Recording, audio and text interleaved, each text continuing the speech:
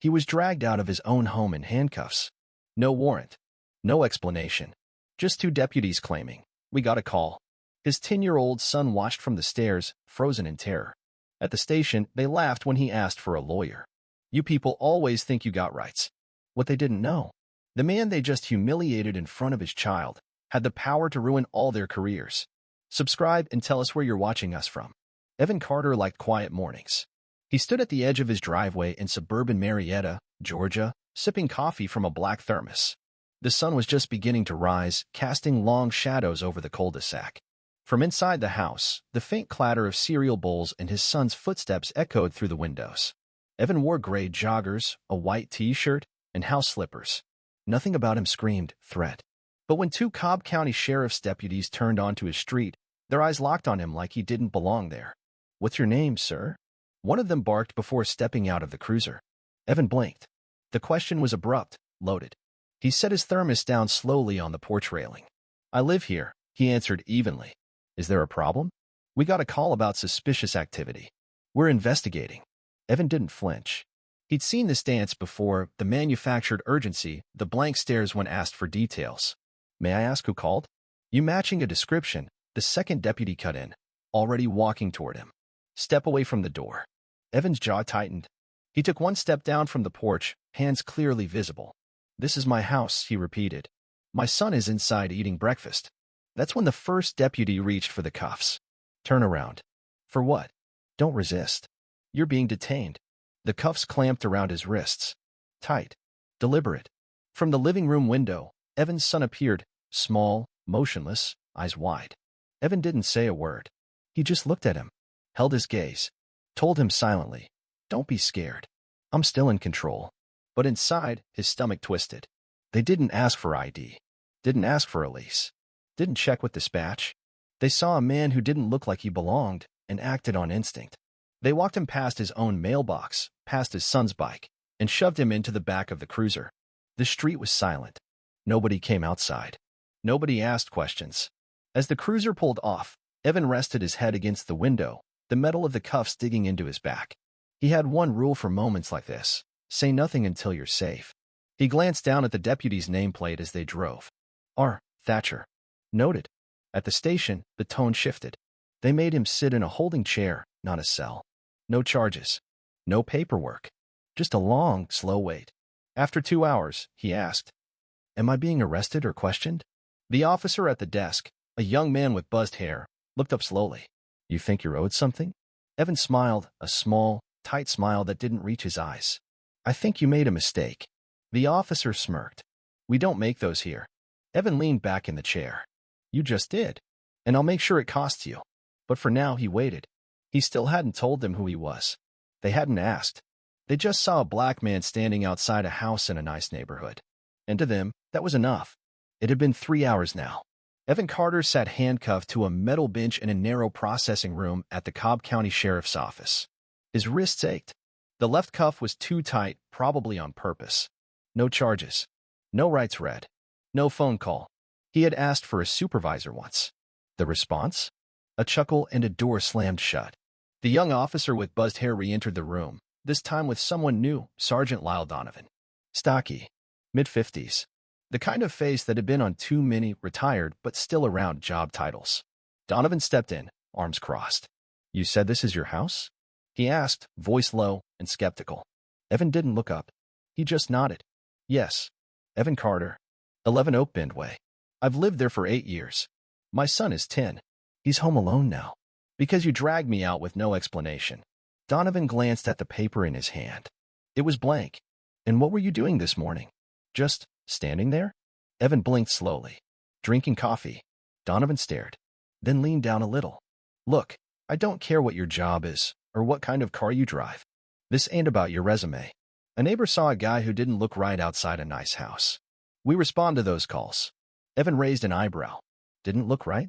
Donovan smirked. "You know what I mean." Silence thickened. Evan spoke quietly. "No, I don't think I do." "You want to say it again?" The sergeant didn't flinch. Just straightened up. "Let's not turn this into something it doesn't need to be." Evan tilted his head. "I agree. Let's start by letting me go." Donovan shook his head, walking toward the door. "Sit tight." We're still figuring out who you are. The door clicked shut behind him.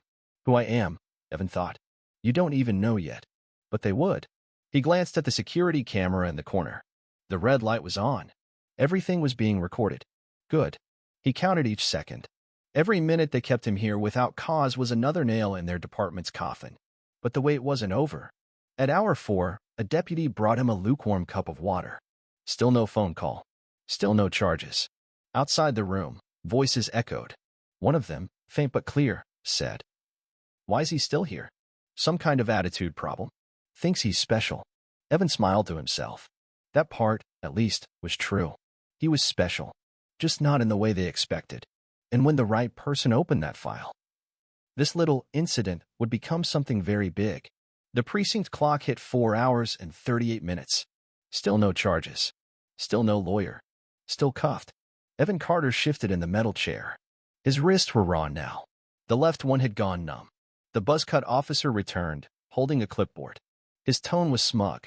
"All right, Mr. Carter. We ran your ID. You've got no priors. Nothing on file." He paused, then added, "Doesn't mean you didn't do anything today." Evan said nothing. His eyes, calm and deliberate, followed every word. "You live at that house, you said?" "Yes." "Mortgage in your name?" "Yes." "Any firearms in the home?" Evan narrowed his eyes. "What exactly are you implying?" The officer grinned.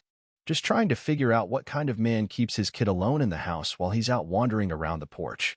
Evan's voice dropped. "You dragged me off that porch. In front of my son. That's your version."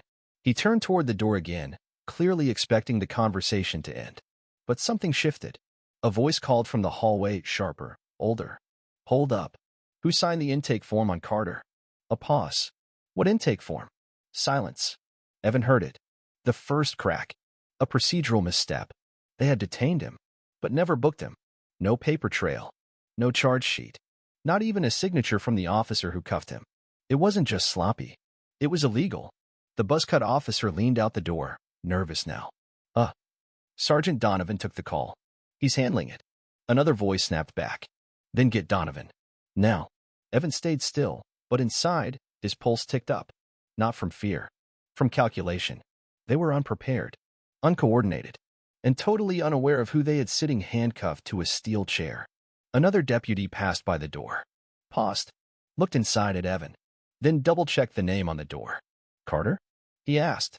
"Evan Carter?" Evan nodded. The deputy blinked twice. Something in his posture changed. He stepped away fast. Evan saw the shift. They'd just figured it out. Or were starting to. 2 minutes later, Donovan reappeared. A fake smile spread across his face like paste. "Mr. Carter, we're going to go ahead and uncuff you now. You're free to go. No apology. No explanation." Evan didn't move. "Just like that?" Donovan's smile tightened. "No hard feelings, all right?" Miscommunication on the call. Happens sometimes. Evan looked at the red ring on his wrist, then locked eyes with Donovan. "I'd like to file a written complaint." Donovan's mask slipped for just a second. "That's your right, sure." Evan stood. "I'll also need a copy of the body cam footage, radio dispatch logs, and all internal notes from this detainment." Donovan blinked. Swallowed. That may take time." Evan picked up his jacket. "I'm patient." And he walked out. No threats. No yelling. Just 5 words spoken to the front desk clerk as he passed. "Check who I work for." The doors closed behind him. And inside, the panic had only just begun. By the time Evan reached his driveway, his hands still ached. His 10-year-old son, Malik, sat on the porch steps, knees pulled to his chest, eyes hollow. Evan dropped to one knee. "You okay?" Malik nodded, but didn't speak. Evan wrapped his arms around him, held him tight. They sat like that for a long moment, silence louder than any siren. "You didn't do anything, right?" Malik finally whispered. Evan pulled back just enough to meet his eyes. "No, and I never will. That's not how this world works, son. Sometimes, the truth doesn't matter until you make it matter." He stood, ushered Malik inside, and locked the front door. Then he went in his study.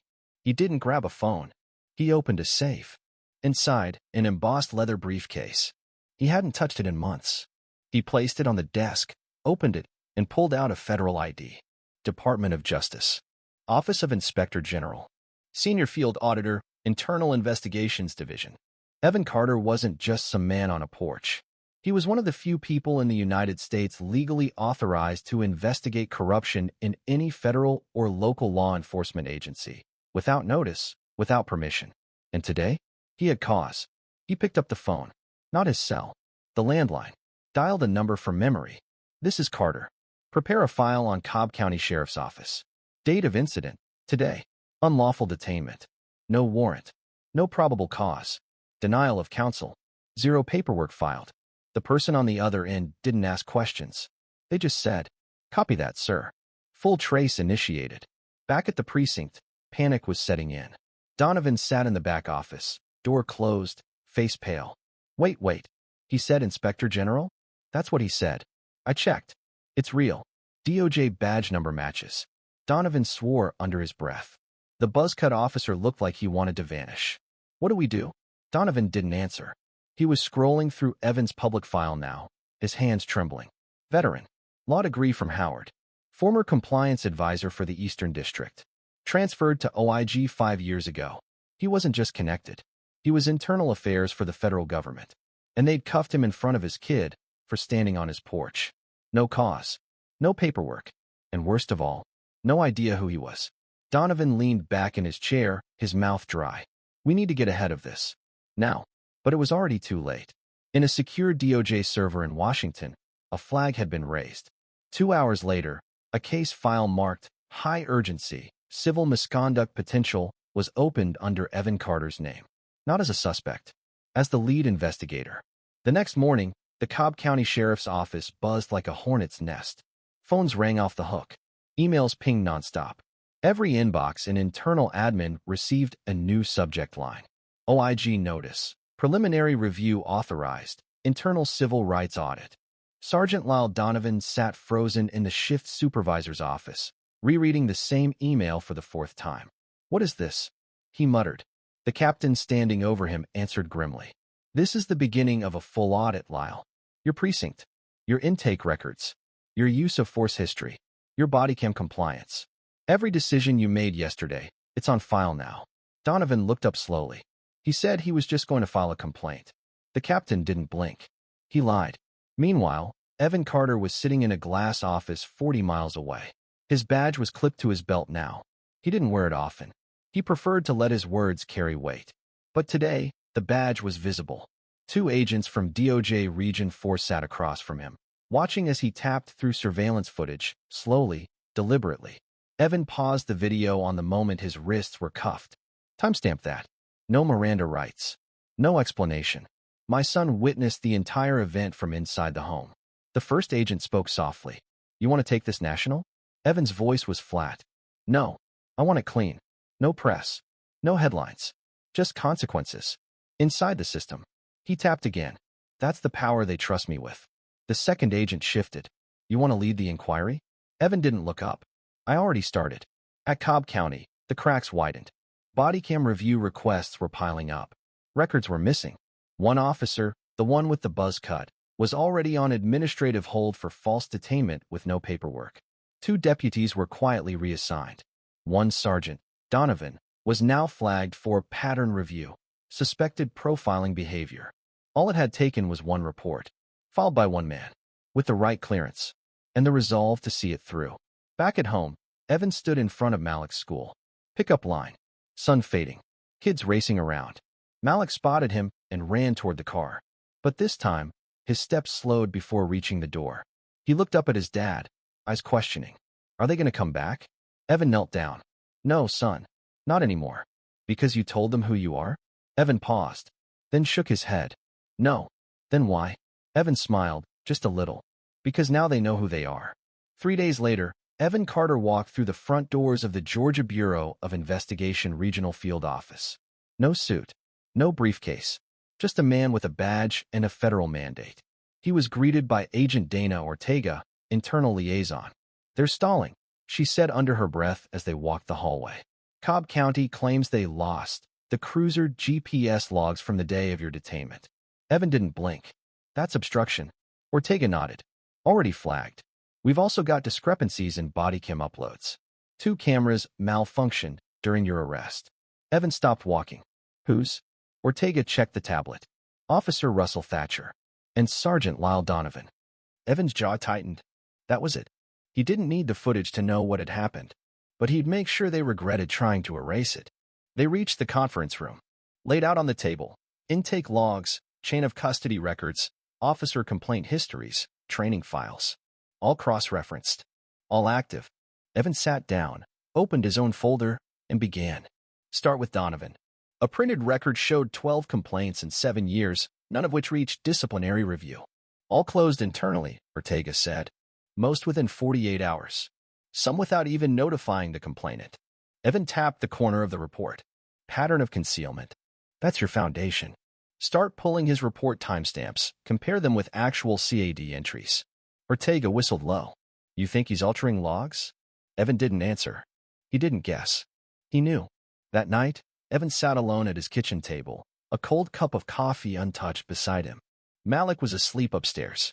The house was silent, but Evan's laptop glowed. He was inside Cobb County's Public Records Archive, cross-matching body cam metadata with civilian complaints. It was tedious, but at 1:42 a.m., he found it. A 2019 complaint filed by a school counselor on behalf of a teenage boy. Stopped outside a gas station. No probable cause. Cuffed. Released with no charge. The arresting officer? Donovan. But more chilling was the complaint's closing note. Complainant requested review of security footage. Record indicates body cam unavailable. Officer stated camera died. File closed with no further action. Exactly the same pattern. Evan leaned back. He wasn't looking at a one-time mistake. He was staring at a system built on silence. And now? Someone was pulling every pin from every bolt. The next morning, a sealed envelope arrived on the Cobb County captain's desk. Inside, a formal DOJ-issued notice of preliminary accountability review. Signed by Evan Carter, Senior Field Auditor, Internal Investigations Division. No warning. No meeting request. Just one page. And one line highlighted in red. You are advised not to delete, modify, or destroy any records dated within the last 730 days. All relevant personnel are now considered subjects of federal oversight. It began subtly. A text message from an unknown number. We regret the inconvenience you experienced. Let's talk, off the record. Evan ignored it. Then came the voicemail. Mr. Carter, this is Assistant Chief Rourke. I think there's been some confusion. We'd appreciate the opportunity to clarify everything, man to man. Evan deleted it. And then, at 12:08 a.m., the doorbell rang. He checked the camera feed. A man in a dark suit. Alone. Hands visible. Posture calm. Evan stepped onto the porch slowly, letting the silence do most of the talking. Mr. Carter, the man said, not moving closer. My name is Graham Holt. Civil Review Liaison for the county. Just here to offer perspective, not interference. Evan crossed his arms. Then talk. Holt looked around, like they were sharing a secret. You're respected. We know that. Your record's clean. You've got access most people would kill for. That's why I'm asking. Do you really want this to become a public war? Evan stared, unmoved. Define this. Holt hesitated. Chose his words carefully. Look, there are good people in that department. Maybe a few got out of line. But if this audit spreads, it'll bury more than just the guilty. Reputations. Families. Careers. You sure you want that on your conscience? Evan took a step forward. His voice was ice. You put a man in cuffs on his own property. In front of his child. You filed no paperwork. Erased video. Lied under oath. You want mercy? He leaned in slightly. Then go ask the mirror. Holt didn't respond. Just nodded slowly and walked back to the car. Evan watched the taillights vanish into the dark. Then turned and locked the door. The next morning, panic turned into strategy. Inside the sheriff's command room, meetings were no longer about law enforcement. They were about damage control. How many incidents match his detainment profile? Someone asked. 7. Maybe 8, replied the internal affairs rep. All low-level stops. No arrests. No reports filed. That's a pattern. No, that's exposure, snapped the captain. One voice at the table dared ask. Should we reach out to Carter? Silence. Then Donovan, finally speaking after days of avoiding eye contact, grunted. I already did. The room turned to him. He didn't elaborate. But the fear in his eyes said everything. At 2:46 p.m., Evan submitted his formal escalation request to DOJ Washington. Stage 2 review authorized. That triggered a three-letter protocol no one at Cobb County had seen before. OG 312. Translation? All supervisors under jurisdictional audit must submit personal statements within 72 hours or be placed under internal hold. Pay suspended. Badge frozen. Pending federal clearance. It didn't matter if they were guilty. They were all accountable now. And the man who triggered it never once raised his voice. It was a Tuesday when the email stopped being marked confidential. By 9:12 a.m., every sworn officer at Cobb County Sheriff's Office received a mandatory summons. Subject: OG Stage 2 Compliance, Immediate Review of Conduct. You are no longer authorized to engage with the public until cleared. This is non-negotiable.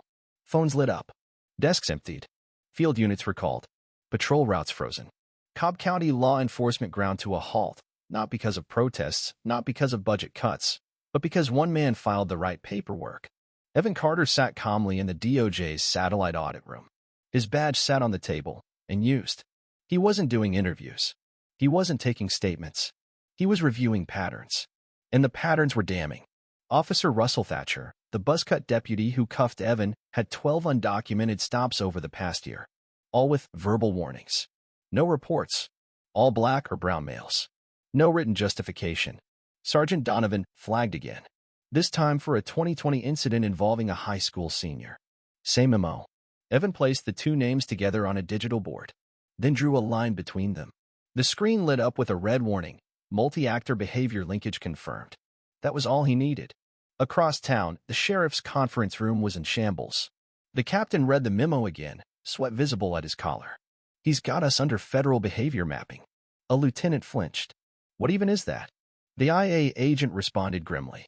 It means the system's linking individual acts to show a culture of misconduct. And once that sticks, DOJ doesn't just fire people. They replace leadership. Donovan spoke up finally, voice cracking. This was a misunderstanding.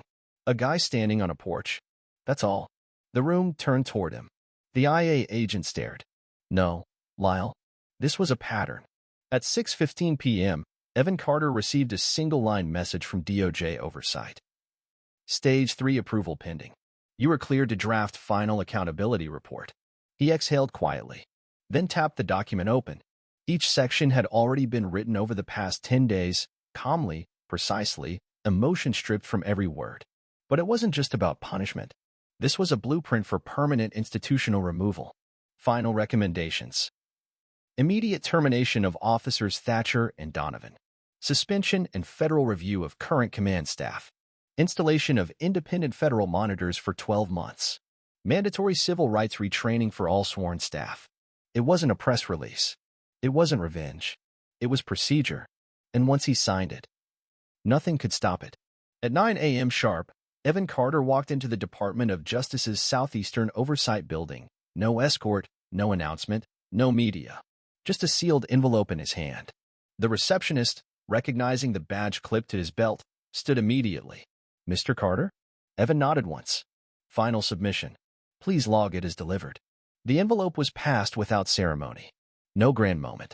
Just a timestamp, a digital confirmation, and a polite, thank you. But that signature? That quiet delivery? It would go on to dismantle an entire department's chain of command. By noon, the effects rippled outward. Cobb County Sheriff Michael Renner received a secure call from Washington. The voice on the other end didn't scream. It simply read a list of names. Officer Russell Thatcher, effective termination. Sergeant Lyle Donovan, effective termination. Deputy Chief Renna, suspended pending federal hearing. Training Supervisor Jenkins, reassigned under DOJ supervision. You, Sheriff, placed on administrative review. Renner's voice cracked. This is overreach. You can't just. But the call had already ended. At the same moment, internal DOJ systems activated auto-deployment orders. Federal monitors assigned to precincts. Retraining protocols issued. Community oversight panels greenlit. Within 72 hours, Cobb County would be under watch. But none of it made the news. Evan Carter didn't want cameras. He didn't want headlines. He wanted accountability without spectacle. That was always the difference. By the end of the day, Evan received one final message. Your recommendations have been accepted in full. You were released from this inquiry with distinction. Thank you for restoring federal standard. He closed the laptop.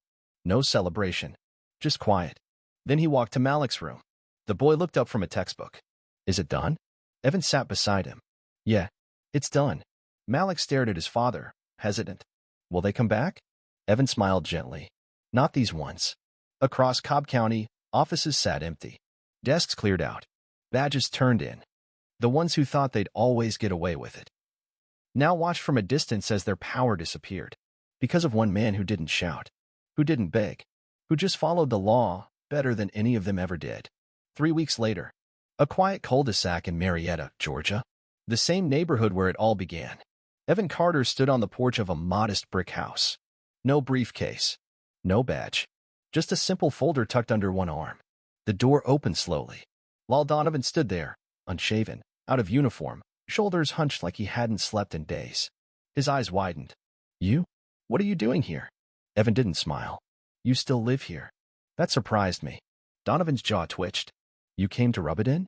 Evan stepped forward, but didn't cross the threshold. No, I came to end it. He handed Donovan the folder. Inside, final notice of federal termination, signed and sealed. No appeal, no reinstatement, no pension. Thought you deserved to see it in person. Donovan stared at the paper, hands trembling. I gave 30 years to this department. You gave 30 years to covering tracks, falsifying reports, intimidating kids, and humiliating men who looked like me. Evan's tone didn't change. You just never thought someone would hold the receipts. Donovan looked away, voice hollow. It wasn't supposed to go this far. Evan nodded slowly. That's the problem. He turned to leave, but paused on the first step. By the way, I didn't do this as a federal agent. Donovan looked up, confused. Evan's voice was cold. I did it as a father, one who refused to let his son grow up thinking this was normal. Then he walked away. No threats, no victory speech, just the quiet weight of justice landing exactly where it was supposed to. That night, Evan tucked Malik into bed. The boy whispered, You're not mad anymore? Evan kissed his forehead. I'm not mad. I'm finished. He turned off the lamp and stood in the doorway for a moment, watching his son breathe in the dark.